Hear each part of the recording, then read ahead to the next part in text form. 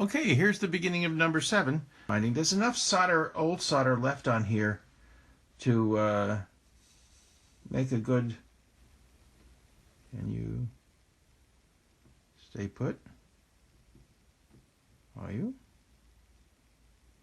Yes, yes. Are you happy? Yeah? Okay. So we've got one wire soldered. All right, that's permanent and nice. It clears everything. That's good. I'm going to do the same thing down here. There, that's very good. All right, so now we have both wires nicely soldered on there. I'm going to send them up through this hole here to connect on to the relay with another soldering point. Okay, so now we're making progress here. Now, those are going to be soldered up here. I'm going to take these off right now. Get rid of the hammer.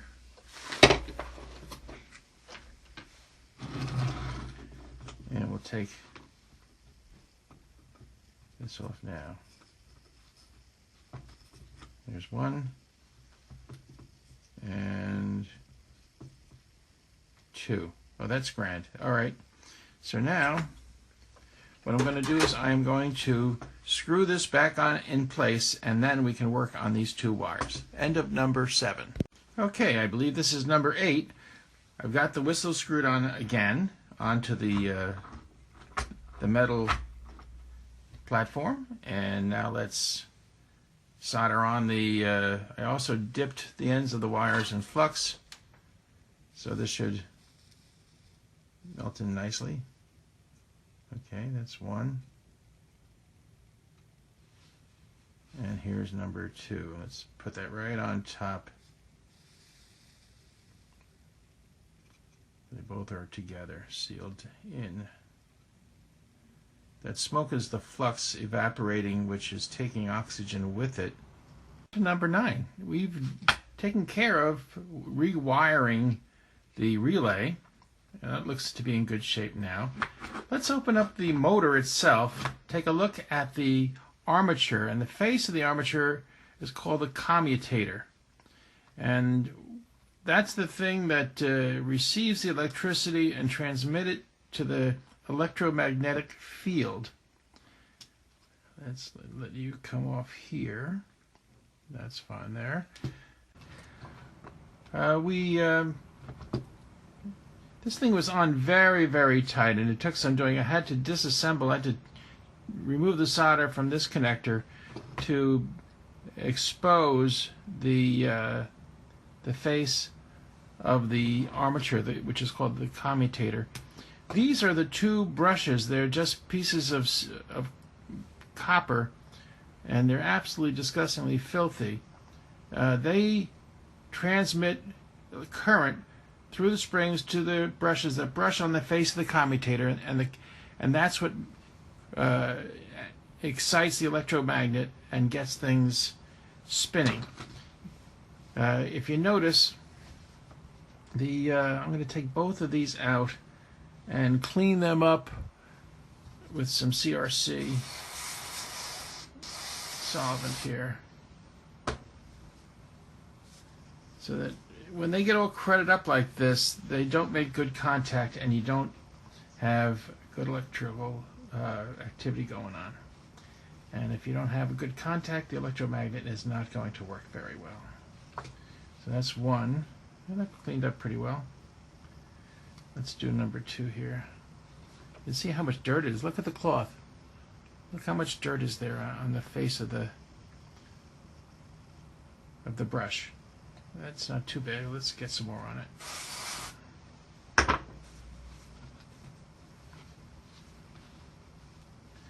Okay, now it's important to have a really good electrical contact here. The face of the commutator is, the face of the armature called the commutator is very, very dirty, and it won't activate or excite the electromagnet. Yeah, look at that. Look how dirty that is in there. So we'll get this cleaned out. And then can't put an entire Q-tip in because it doesn't fit, so we have to tear off some of the top to get that in there. All right. Okay, so I'm just going to show you how we clean up the commutator. Let me give you a good close-up of that. See all the black stuff that's on there? And you notice that the commutator itself looks like a pizza with three slices, three big slices. Though there have to be gaps between the slices so that the electromagnet, which is attracting the metal, doesn't just stop once the metal faces up to the magnet. By having the gaps, the next section wants to come up. So that pushes the first section out of the way, and then the next section wants to come up, which pushes the second section out of the way. And then it keeps going on and on and on, which creates the spinning action. Okay, we have a really disgustingly dirty commutator here, and it comes off pretty readily with the CRC. But even more than just the dirt, look at that. Even more than just the dirt, we've got to clean those gaps, because if those gaps are not clean, the commutator will not spin, because you need a gap in between the surfaces in order to have the next segment turn up to the electromagnet. Look at that. Oh, look how shiny that's getting now. It's really coming along nicely. Look at that.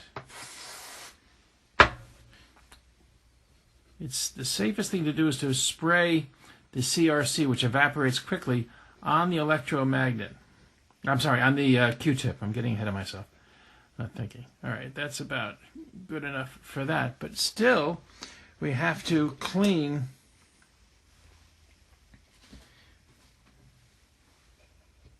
these gaps.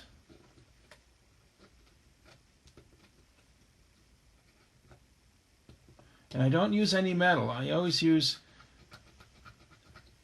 either a skewer or a toothpick to move in there. But I think I should blast some of this out, because underneath there, no doubt, it is very dirty as well. Let me see how things are in here. Yeah, it's pretty dirty in there too. So because you have the segments, Pete, I never knew any of this stuff. I'm a history major. What do I know? I cleaned out the commutator. Just having you watch me do all the cleaning up wasn't particularly helpful. And I put the face of the brush plate back on and screw those nuts back on, and reattached the relay to the plate of the brushes. And now I lubricated with some light oil every single moving surface on the whistle tender. Now it's on a test track. I have it hooked up to a really nice transformer, a 1033 transformer, which is from 1946, that I bought as junk and have renovated. So it's kind of cool that that's the case with that. And I have it hooked up with alligator clips to see if it'll work. Now let's see how your whistle tender goes. Turn on the juice.